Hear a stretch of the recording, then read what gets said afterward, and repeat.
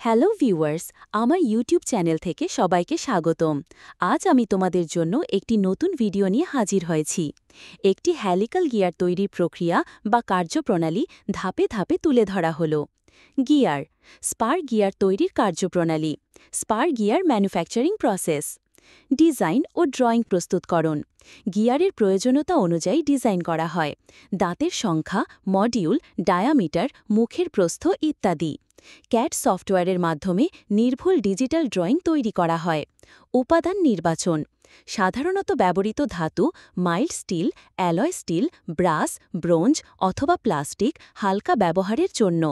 উপাদান নির্ভর করে গিয়ারের লোড, গতি এবং কাজের পরিবেশের উপর। ব্ল্যাঙ্ক প্রস্তুতকরণ। Gear blank preparation. নির্বাচিত উপাদান থেকে গিয়ার ব্ল্যাঙ্ক, গিয়ারের মূল চাকতি কাটা হয়।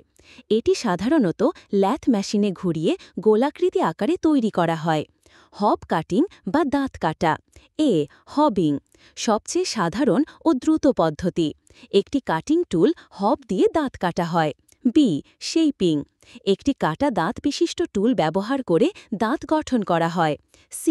মিলিং, ইউনিভার্সাল মিলিং মেশিনে একটি দাঁত পৃথকভাবে কাটা হয়, কম প্রেসিশনের কাজে ব্যবহৃত। হিট ট্রিটমেন্ট, গিয়ারের শক্তি ও টেকসইতা বাড়ানোর জন্য হার্ডেনিং বা কেস হার্ডেনিং করা হয়।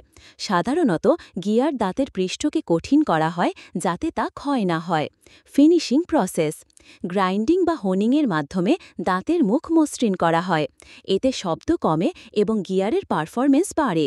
ইন্সপেকশন ও টেস্টিং, গিয়ারের দাঁতের প্রোফাইল, অ্যাঙ্গেল, স্পেসিং ইত্যাদি নির্ভুল কিনা তা চেক করা হয়।